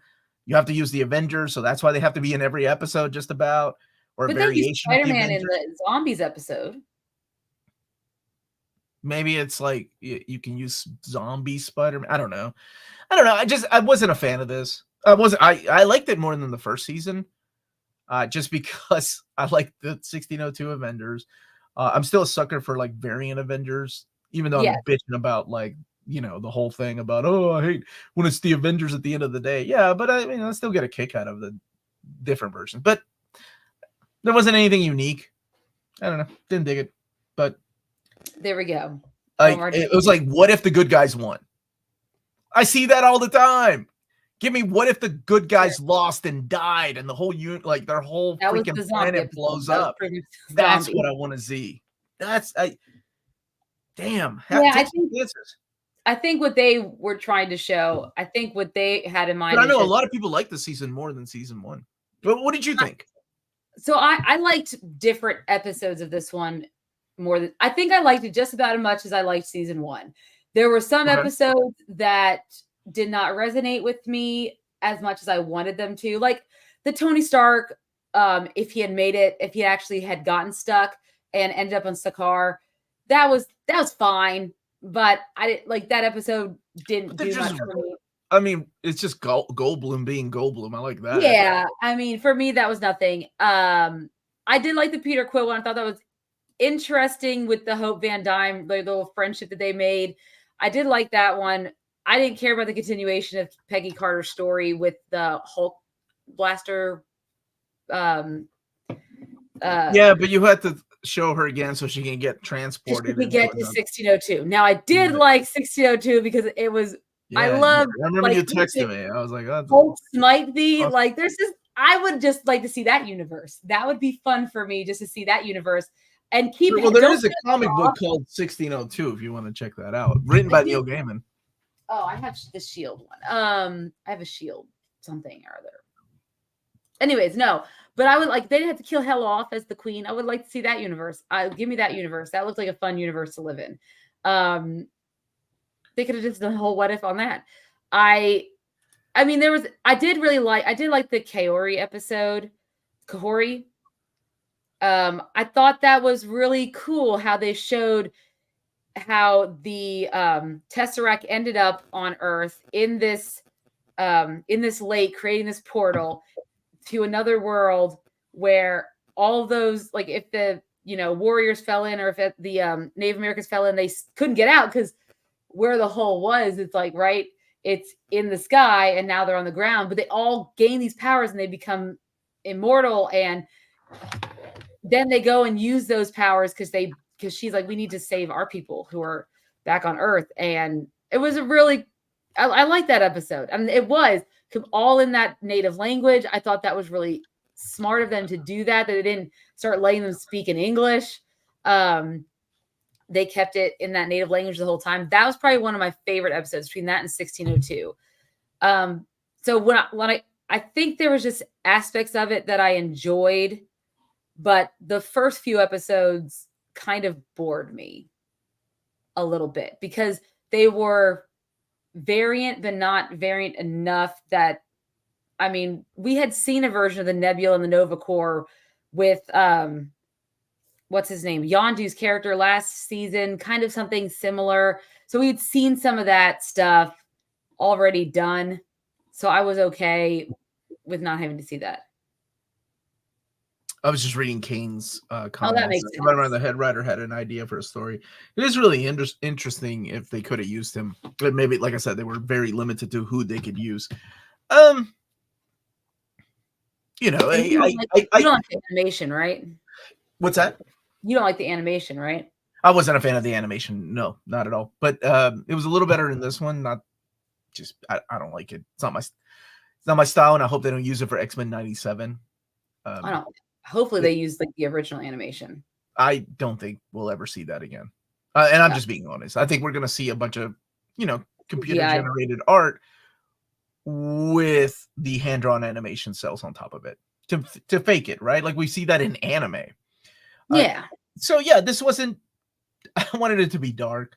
I wanted it to take chances. I wanted characters to die because that's what makes the 616 universe the best universe. It's that we have this crap happen, but we still, we've had the blip, but we still have the best universe ever, right? Compared to something like that, I don't know, that happened in the Peter Quill universe or whatever it was, or the zombie universe. And Thanos gets killed like two episodes, I think. Because Hela, which I actually, yes, Kate Blanchett was a standout for me. I did like the Hela episode. I was not expecting them to take her to China and for her to fall in love with Shang-Chi's dad. I did not expect that. Or whomever he's supposed to be. He was the Mandarin, the actual Mandarin. I was not expecting that. And that was a really cool twist. But yeah, they're the ones who go and kill Thanos before he kills all of Gamora's people. How easy is Thanos to kill in every other universe? With not in our universe, or whatever universe 99999, whatever we are, I don't know. But still, for me, give me the 1602 universe. Just give me that. That's the universe. You really need to read it. The best universe right now is 6160. Let me tell you. I spent 3 hours driving around trying to find my wife a copy of Ultimate Spider-Man #1 by Jonathan Hickman and Marco. We cannot find it. But really? Finally, David from Marvel was like, well, if you can't find it, I'll send you a copy. And I was like, no, we're going to find it. But one of the comic book stores, the guy was like, I got you, man. Is it okay if it's a variant? I'm like, yeah, of course. So I think they just got it in. I'm very happy. She must have started getting single issues again. But yeah. Wonder if Omar likes Wallace and Gromit animation. Claymation? Of course I do. I love it. The Wallace and Gromit movie comes out Netflix 2024. Cool. Dude, I can't wait to read it. Like I haven't read, like my viewers have been asking me to read it. I'm not reading it digitally. I'm like, well, if my wife's buying a physical copy, I'll just get it. I just read the last issue of Silver Age, Miracle Man. What world is that? What universe? Yeah, I don't think it was Alan Moore didn't establish the world. Yeah. People that caught a sneak peek of X-Men 97 love the animation style they're using. Ooh, awesome. Physical media for the win. That's right, Kane. Physical media for the win. Yes. So, I don't want to crap on What If anymore. I think it's great if you all liked it. I just wasn't for me. And the only reason I watched it was because I knew we were going to... Actually, Amanda texted me, hey, let's... she said, how fast can you watch it? I'm like, I guess I could watch it while I'm editing. Yes. Yeah. Take care next Maginaut. Ultimate Spider-Man was incredible. Hickman started. I heard, dude, and it's sold out. Good. Well, these comics are dying crap. I get tired of hearing about that. So it's good that freaking comics are selling out. What would you give season 2? Anybody that watched season 2 of What If? Then we can start talking about these Marvel things. What would you give season 2 of What If? Probably 6 out of 10. 6 out of 10. Wow, really? I thought you liked it more than that. Okay. Well, I like certain episodes more. Some episodes, like I'd give the What If 1602 probably a higher rating. Oh, so like a balance. Okay, yeah, I got that. Yeah, so you have to, but I didn't like the Nova Corps episode. I didn't like the ending either. I wanted to because it's the same thing as season 1. It was a team up. with the Guardians of the Multiverse, even though you couldn't all the get variants. You didn't have what's his name? He couldn't do the voice because he passed away, so he's just quiet the whole time. Yeah. T'Challa's character. I'm glad. Look at all these people that watched it. That's awesome. What if I watched What If? I know you didn't, Phil. Oh man, I did not like this one. This is a 4 out of 10 for me. I know. Didn't like it. Like if I didn't have to watch it, I would not have. Sure, everyone. But I am so happy that people like that. That's awesome. Yeah, I'm I see a lot of 8 out of 10s. This is the first and only MCU project that had me looking at my phone continuously out of boredom. So I'll give it a 5 out of 10. Tom Holland could still be Spider-Man at 35, 36 if he does another trilogy. Oh yeah, what right now. So what Me if and Omar had this conversation about him and Timothy Chalamet the other day. Who the better actor was? Oh, and I was watching Uncharted at the time, right? Yeah. Omar, Dark World or What If? Like which one I put in the giant blender first? Which one would you want? Oh, I don't know. I think Dark World would go quicker. What If was 9 episodes?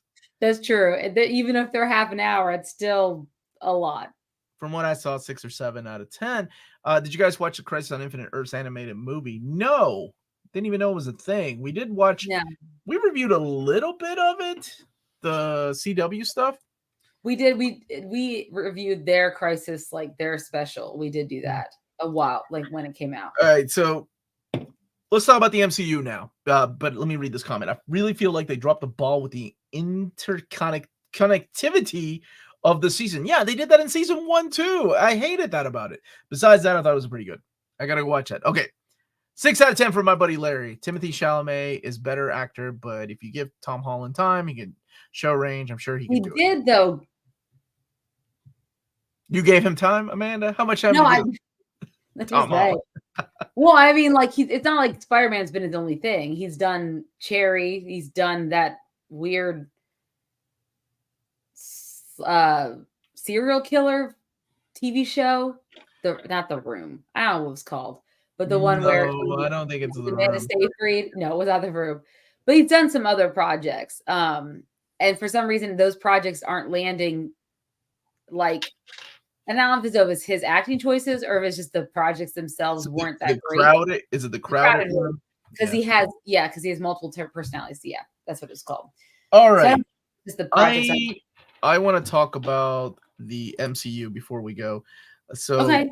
My segue into that is, you think we're going to see Captain Carter show up in Secret Wars? Because it feels like they were pushing that character so much in this show that she might show up in Secret Wars. But we've already seen that in the Haley Atwell can still do it. Multiverse of Madness.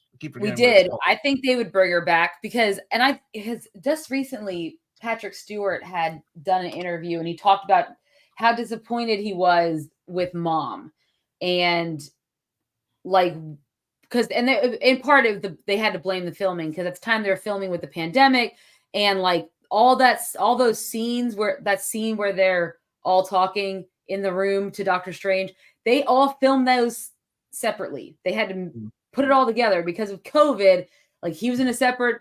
They filmed him separately. Then they filmed Captain Carter. Then they filmed John Krasinski. So they filmed them all separately in that scene in the council, the Illuminati.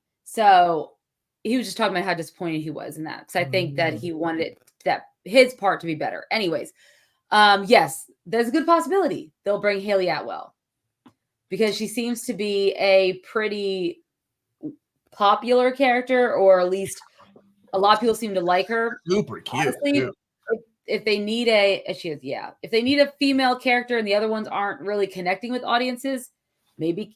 Has Captain Carter connected with audiences? Must be the I don't know, but it can't hurt to try.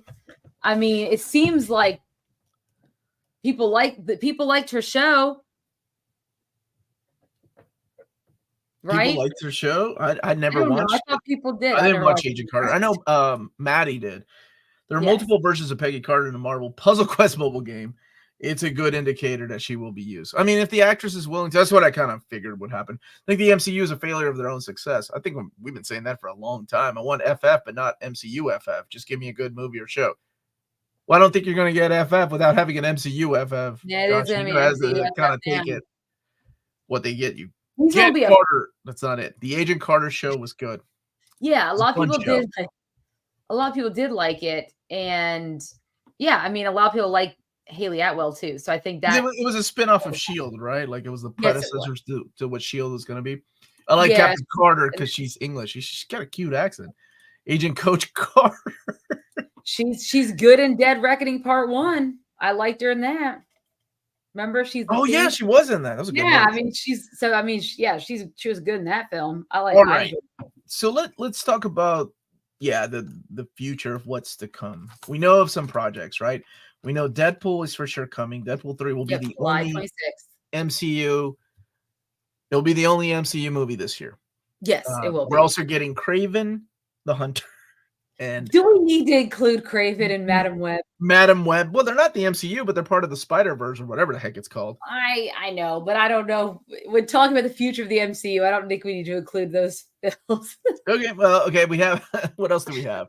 We had Echo, and so Agatha Darkhold Diaries should be coming out this year at some point. Oh, thank you for that, Bruce. Wonder Man resumed, and thank you for the super chat, my friend. Wonder Man resumed filming. Agatha is in reshoots, working on Miss Marvel season 2. Oh, Miss Marvel's getting a season 2. Ironheart, there are issues with. Do not know what though. Interesting. Yeah. All right. So wow, look at the Spider-Verse, Madam Web, Venom 3, and Kraven the Hunter. Dang. Kraven the Hunter. I totally forgot about Agatha. I did too. I thought Agatha was next year. Madam Web's going to change cinema. It needs to be included. I don't know if that's a series comment or not. Omar, Venom or Dark World? Oh my God. There. James, what did I give Venom? We reviewed it so long ago. I did not like Venom, but people love Venom. Deadpool 3 will make more money, but Joker 2 will be a better movie. Agree? I don't know. I wasn't a fan of Joker 1, so I don't Joker know. 1, and it was okay for me. Magical musical, I don't know, but animals in Sony's films, bats, lions, and spiders. Oh my!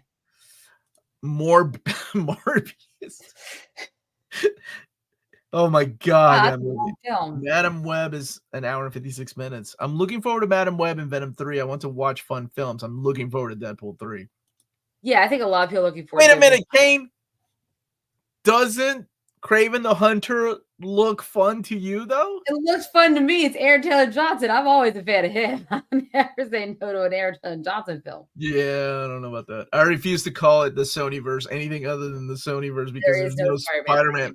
It's ridiculous that there's no Spider-Man because they can't legally use Spider-Man. I don't get it. Venom, Omar and Amanda and Maddie, 2 out of 5. Wait, I thought Maddie liked it. So that's a 4 out of 10. That's a 4 out of 10.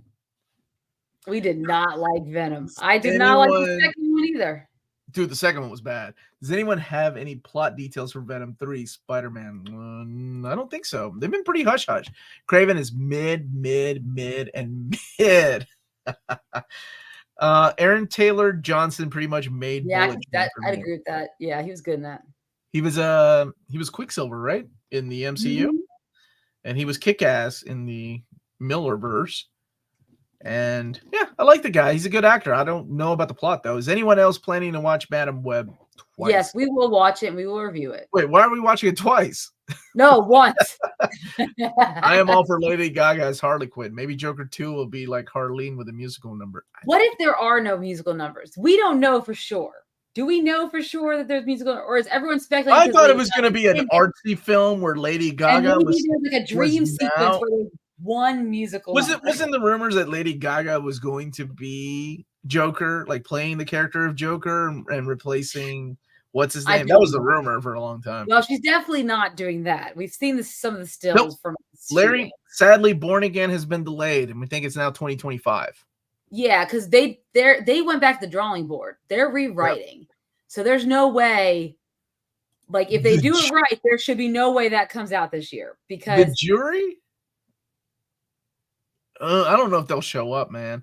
Yeah, I thought Venom was awful too. Never watched the second one. The second one was worse. And I love Woody Harrelson. The guy's a great actor, But you put that Wendy's wig on him, he just looks so ridiculous. If it's a musical, I'm out.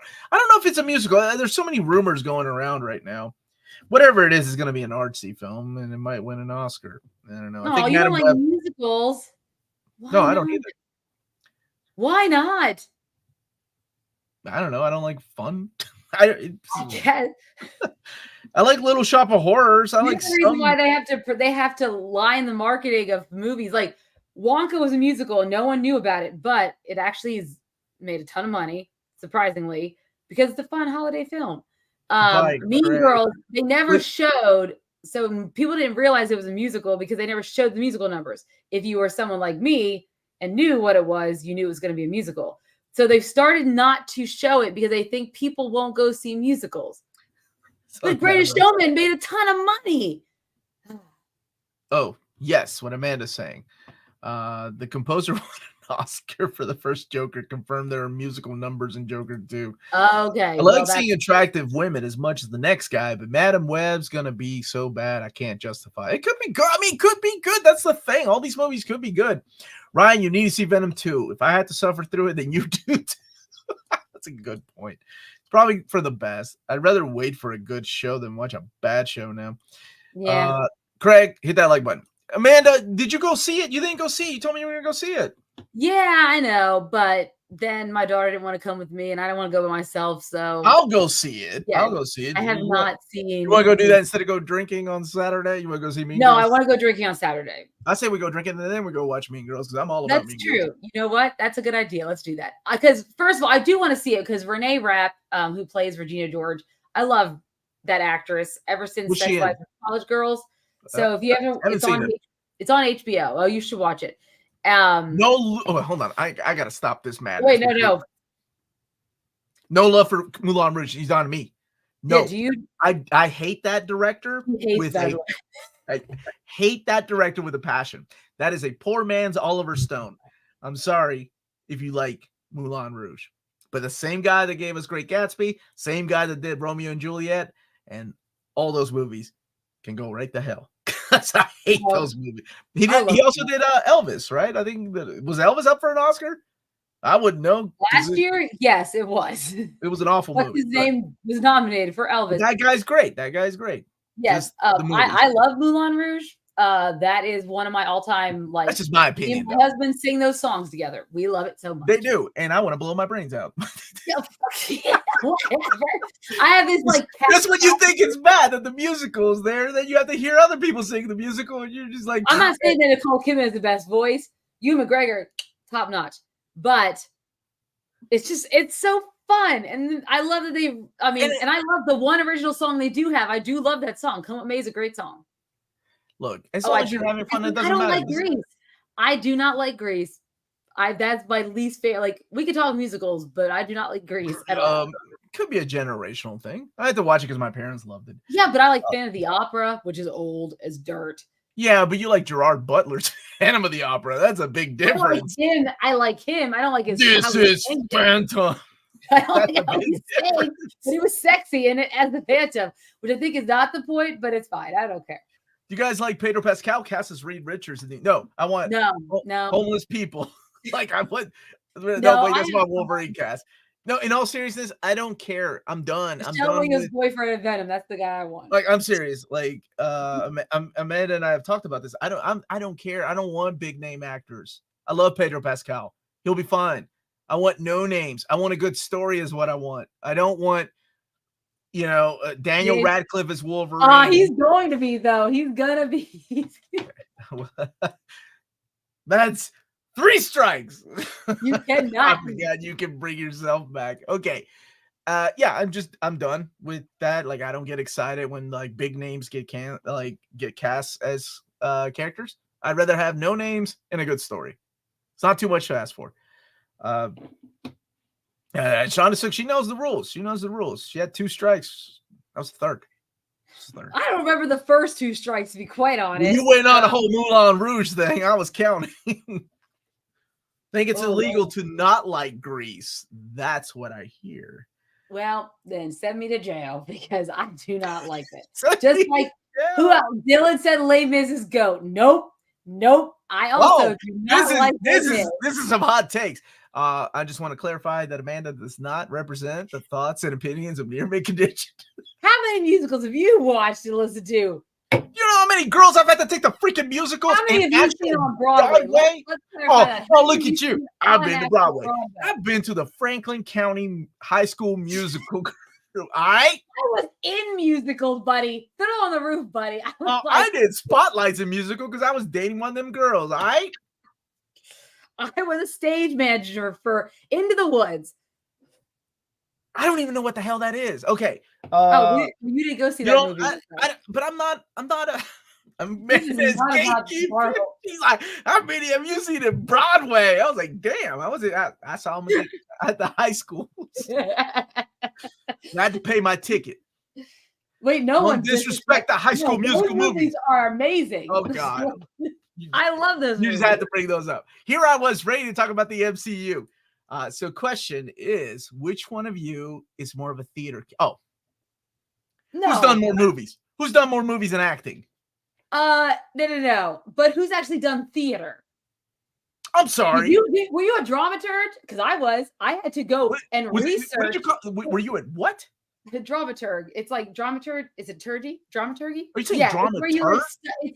It's dramaturgy. I don't know if the G is supposed to be a G or a J. I never understood. But I had to do that. I was friends with theater kids. Lest we forget that I used to hang out with. Oh, here we go. Her fame, the glory. Go ahead. What do you got? Let's throw out some names. Girl from Orange is the New Black. Who else did you hang out with? Kunal. I hooked up with George Clooney's cousin. Can you beat that? You can't beat that, can you? Come on now. Of course, the most recent we're gonna throw some names out. Divine, who's been winning all the awards for The Holdovers. George Clooney might have been nominated for a couple of Oscars. He said, "Hey, that lady, Amanda wins. How'd she win? Because she went to Broadway in New York. That's how we do. That's what we can. When you have to stand in line in like 8 o'clock in the morning to get the standing only student tickets to see Spring Awakening, it's like you like musicals. And that was before like Lea Michele was on Glee and Jonathan Groff was like anything. So that was seeing that was absolutely I obsessed over that musical. And then when she was announced on Glee and then he came later, I was like, holy crap, this is amazing. This is fantastic. Yeah, and I wanted to kill all the people in Glee because they butchered the hell out of Journey's songs. I've done theater. Yeah, I was in drama and acted in a few places. Yes, that counts, but not according to Amanda. I'm not name dropping nobody. She's one of them's about to win an Oscar for best supporting. Yo. Don't tell me I was name dropping George Clooney's cousin who probably went to go see Ocean's 11 at the theater. My wife's uncle is a famous salsero from Puerto Rico. How do I like Glee? Get some dates. Does that count? Thank you, Brian. Haven't we all? Oh my gosh, maybe that's why I can't stand musicals. Hey, I've used to fake liking football to talk to guys. All I would talk about for the longest time was the fourth quarter comeback of the Jets, and that got a lot of guys' attention back in like the early 2000s. I think the fourth quarter comeback. We're doing a show. We're just gonna let it all out there.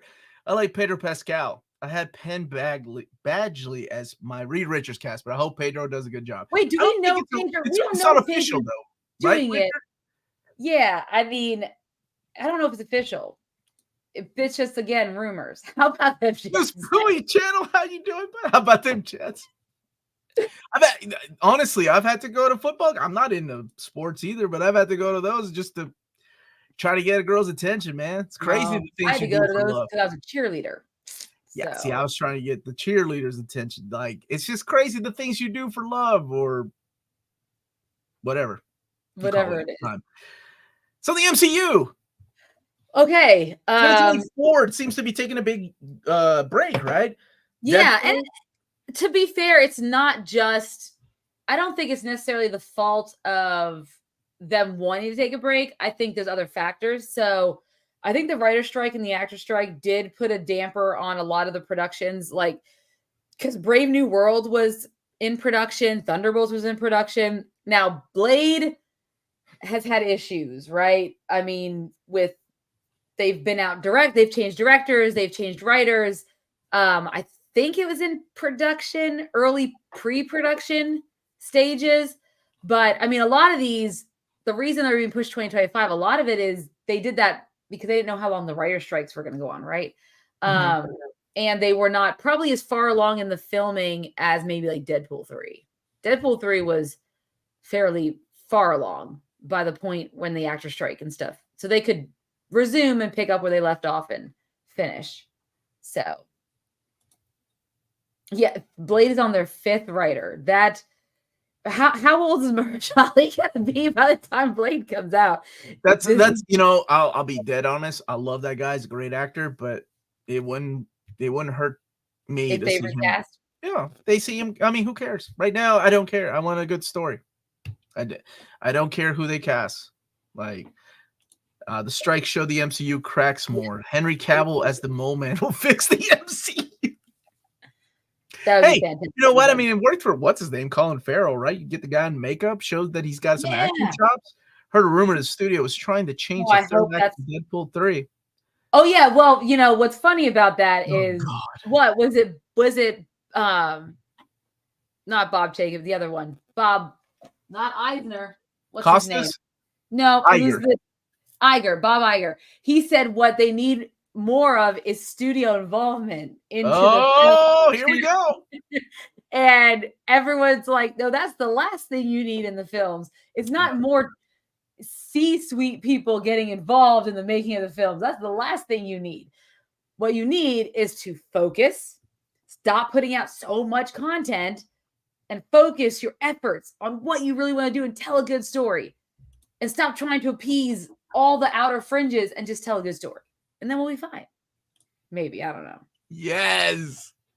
They better use that line in the movie. Just saying.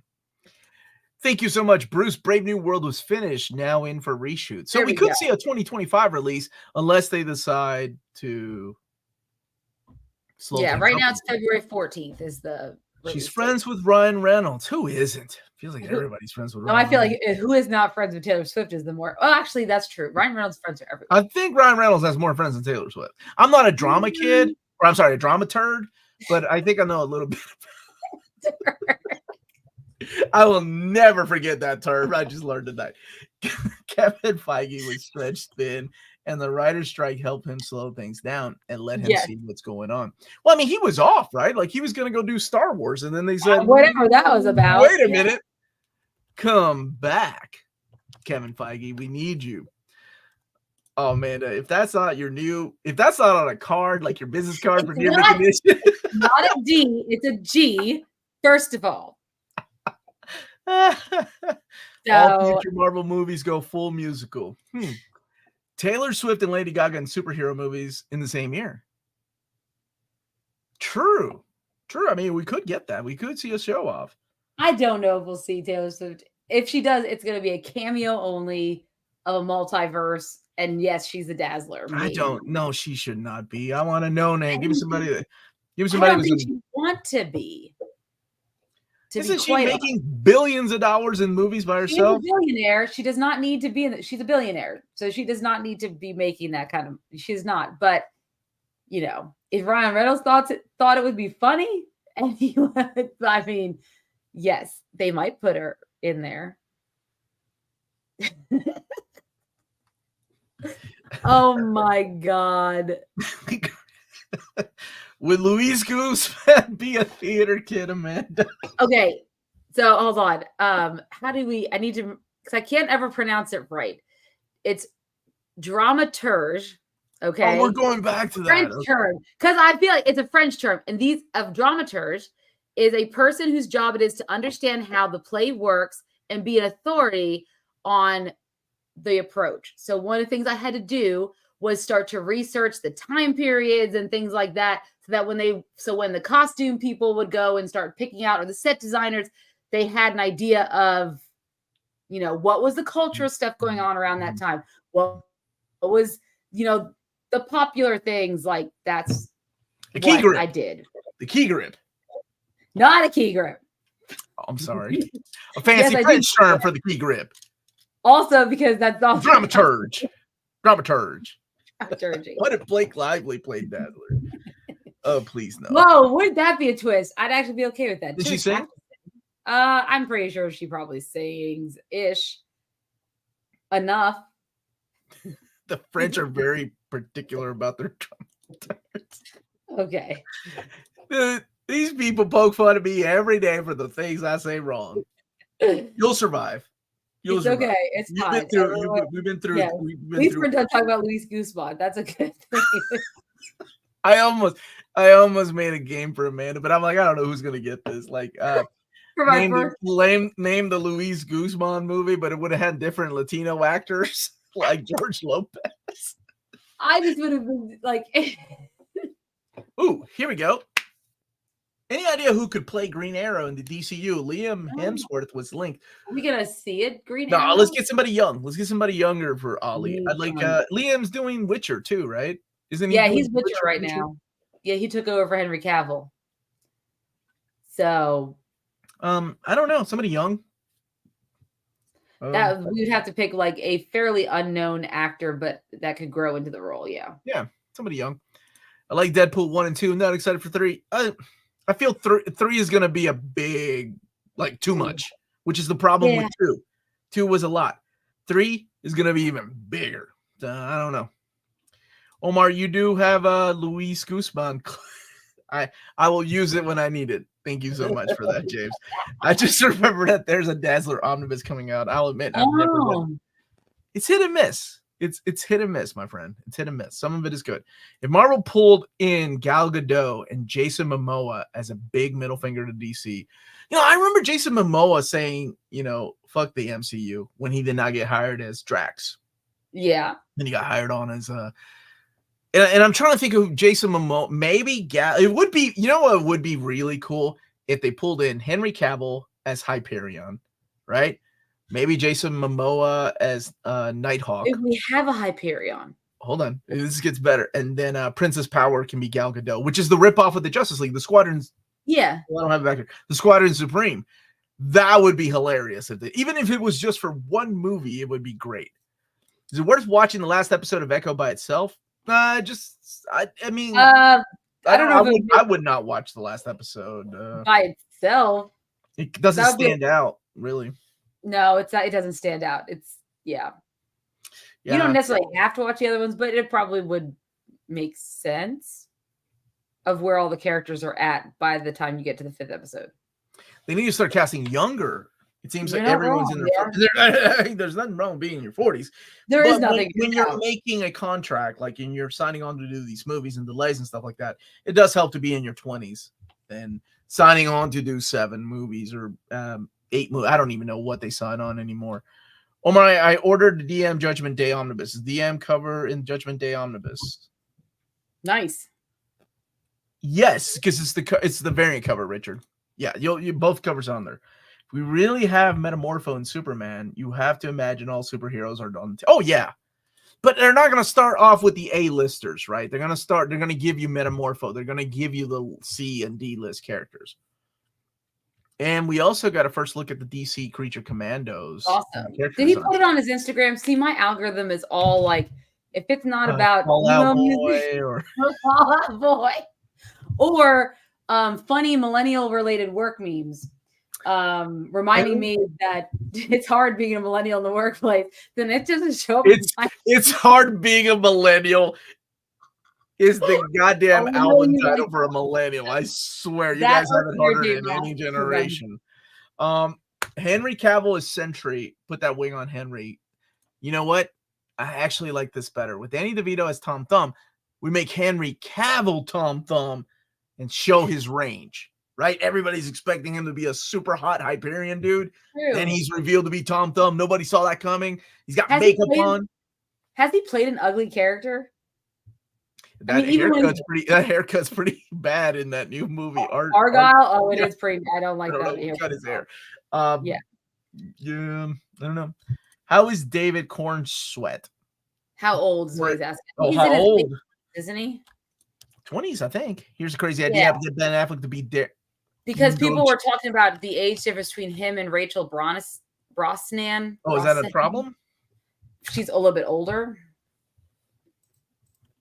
Supreme power in the Marvel universe would be so good. The boy's kind of eating 30. Yeah, he's a 30. Okay. 30.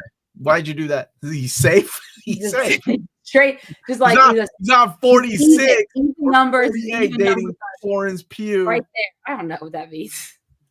Cowboy's Dr. Doom and Momoa was Wolverine. There, I said it. Wolverine. I don't know. Momoa seems to play the same kind of characters too. Like seems like he's having a blast. Isn't his character in Fast X just like a crazy version of like drunk Aquaman? I think he's and I don't never mind. What? Henry Cavill is Willie Lumpkin. Yes. Oh, Nicholas Hoult does a great job as Lex Luthor. He can't be any worse than Jesse Eisenberg. Make him shape, and he can be dumb too, dude. I actually want to see actors like that. You know, that's what happened to Brad Pitt. Remember, Brad Pitt was tired of being cast as the pretty boy in all these movies and decided to take some chances and be cast as weirdos and stuff. So I dug them for that. That's what. Apparently, he's going to be a cameo in his wife's new movie, which looks really weird. Who's he married to now? I can't keep up. J-Lo. Brad Pitt is married to J-Lo. Oh, sorry, I thought you were talking about Ben Affleck. Dude, I was talking about Brad Pitt. I definitely lost the conversation. I was looking at Josh's Dee Affleck would be perfect. I thought you were talking about Brad Pitt as the Vanisher was funny. My legs, dude. Great. Clancy Brown is amazing. I love that man. I love to see him in more roles. Does not get enough recognition for sure. Momoa was having so much fun in Fast X. Yeah, and I feel like he's having fun in all these roles, but that's the kind of character he plays. I know it won't happen, but Henry Cavill is Apollo and Ben Affleck is Midnighter. Yeah, we joked about that. Yeah. And then I was like, I kind of like that. Ramsey Bolton is Wolverine. Hey, what has that guy done? We haven't seen him in anything in a while. Not a lot since Game of Thrones. Not really anything that stands out anyway. If you were to put Daniel Radcliffe in a superhero movie, who would you cast? Everyone says Wolverine because he's short and hairy. Danny DeVito's short and hairy. But he's a little bit older, and Danny Radcliffe still has the age on him to keep going. I put him as the Maximus, the brother in. That's who he was. He was Maximus in Inhumans. Yeah. Yeah, Inhumans. Yeah. Yeah, that's good. Oh, he was that. I forgot about that. Well, we can always redo that. Everybody kind of forget. We should do a Was It Really That Bad in Humans? We never reviewed it. I mean, it came out before we started. Never finished it. Never finished. I don't think I finished it either. Jonathan Majors is the all-new Black Panther. Ramsey Bolton was Maximus in Inhumans. Cavill and Momoa, Snowflake, and Safe Space. That never happened, Phil. Oh my gosh. I know it won't happen. We would love to see a new God series on HBO like Watchmen. No other DC connection. Isn't that what Tom King and that one, I cannot remember her name, the director, they were going to work on a Fourth World movie, right? I think so. It's horrible. Rest in peace to Ken. What? Is he gone? Good. I hate that character. There's only one actress and actress can cast in the F4. The amazingly stunning Vanessa Kirby, who is a gorgeous woman. She is, yeah. And the more I think about it, Pedro Pascal is Reed. I just want No Name's a Warlock. I just want a good movie. That's all I want. The only thing I liked in Humans was Lockjaw. Yeah, Lockjaw was cute. No, I haven't. Wonder Maddie saw it, and she told me she cried in it. She said it was a really good movie. Want to see it. I heard he was really good. I heard that Jeremy Allen White was really good in it. I haven't seen it. I'll watch it when it comes to streaming. I'm one of those people. Did you watch The Bear? You didn't watch The Bear, did you? Yes, you did. The Bear. What's that? On on Hulu FX, the TV show. The one about the chefs or the restaurant. Oh yeah. You made me watch it. You said it was good. Oh, I did. Yeah. Let's win on the. I didn't like season 1. I love season 2. Season 2 was phenomenal. Like season 2 hooked me. Season 2 has one of the best TV episodes, which has Richie. The Richie episode was freaking good. Like, that episode made me really care about that. Or the Fishes episode, 7 Fishes? Yeah, it's when it's like through his perspective. That episode was Forks, I think is what it was called. Oh, Forks. Okay. Brilliant. Like, written brilliantly. It was good. I liked it. The Bear is so damn good. Yes, a Forks. That's it. Yes, thank you. Yeah, the Bear Cooking Show. I can't ever cast Dr. Doom, my number one favorite Marvel villain. Can't choose an actor specifically. Even some of my favorite actors from Europe. It has to be a nobody or Henry Cavill. There's a Bear Thanksgiving special coming out. He's talking about the 7 Fishes because there was yeah. I like that because we finally got to see them. Who was the mom? Jamie Lee Curtis, when she did a great job. Oh God, she did a good job. Actually, everyone, like all the guest actors, because there's a ton of guest actors. Yeah, there's a ton. Show has a lot. He has a lot of connections in Hollywood. Reacher on Amazon Prime, season 1 was great. Season 2 is, I think it's good. I think my problem was I watched all season 1 together and it was great. Season 2 I have to watch like episodic, so it's coming out once a week. So I may wait for like the last 2 episodes. I haven't seen the last one. They took Danny DeVito from It's Always Sunny into Baldur's Gate 3. Perfect. Okay, Amanda, it's 10 o'clock. Yes. What else? Is that it? That's it for tonight. What's the future of the MCU? We don't know. There we go. I think it's a good thing that we get this break. I think it'll get people wanting it and craving it by the time they come back and announce it. But I mean, a lot of things can change. I mean, the 2024 box office in general is going to be a very interesting landscape because 2023 did not have near what we thought. Every movie we thought would be successful flopped like pretty epically. I mean, most of this, besides Guardians, most of the superhero films did pretty poorly at the box office. I think Ant-Man did okay in the beginning just because of where it came out, but then everything else following that. And then, Indiana Jones didn't do well. Mission Impossible didn't do as well as they wanted it to. So 2024 is going to be an interesting year, I think. We're going to see, Barbie, Taylor Swift, and Oppenheimer saved the American movie theaters. I'm not even exaggerating. It's 100%. So, I remember how much people wanted Barbie to fail, and I'm glad it didn't. I'm glad it did so damn well. I mean, it's still going to help Warner Brothers with their issues of bankruptcy, but it's fine. They have a lot more problems to go through than that. Phil, I'm gonna stop you right there. The break's not long enough. 5 years minimum. Phil, I don't want to be 50 to go see X-Men. I'm ready to go see X-Men in my 40s, and I hope I do. Wonka also did great at the box office. Oh, yeah, it's doing really good at the box office. Yeah, it's really? Actually going to be for 2023. It's going to beat Taylor Swift's gross of her film. So really, I hope Mattel learns the right lessons from Barbie and doesn't give us another crappy G.I. Joe. Oh my God, G.I. Joe. I'm gonna tell you, Teen, I don't think they're learning the right lessons. Considering the movies they're making, I don't think they learned the lesson at all. Who knows? Omar, I will be 50 when I see X-Men. Let's hope it gets here sooner than that. Super Mario was what, number 2 at the last year? Yeah, it's good. It was a fun movie. Liked it. All right. Thank you all so much for watching. Next week is going to be a blast because we get to review something that has come back to the theaters. We just watched part 1 last night, me, Amanda, and Maddie. So we're going to be talking about Tekken Top and Gurren Lagann, the movies that just 15th anniversary came. They came back to the theaters this week and next week. If you haven't seen it, it's my favorite anime. I love it. So I'm really happy that we get to experience the movies, a condensed version of the TV show. And that will be next Wednesday. Even if you haven't seen it, maybe we can talk you into watching it if you don't mind. Yeah, exactly. Good. So that's it. It's Japanimation. That's what it is. It's just Gurren. I think Gurren Lagann is what they call it in America. Yeah. Yeah, you can see the TV shows on Hulu if you wanted to watch I think it's the dubbed version, but it is on Hulu. Nothing wrong with that. Yeah. No. Yep. That's it, everybody. Thank you so much for watching. Smash that like button on the way out. Check us out. Oh, this is your thing, Amanda. You're good. So thank you guys so much for watching. Don't forget to hit that like and subscribe button. Remember to follow us on all of our social media channels at nearmintcon. Remember to check us out on Spreadshop for some great near mint condition merchandise, and also check us out on Patreon for $1 a month or more. You can support us here in what we do and get some cool perks along the way. And last but not least, if it's classy and cool, it must be near Mint. Good journey till all are one. And we will see you all next week for Gurren Lagann. 2 movies. 2 movies. That's right. Back to back, baby.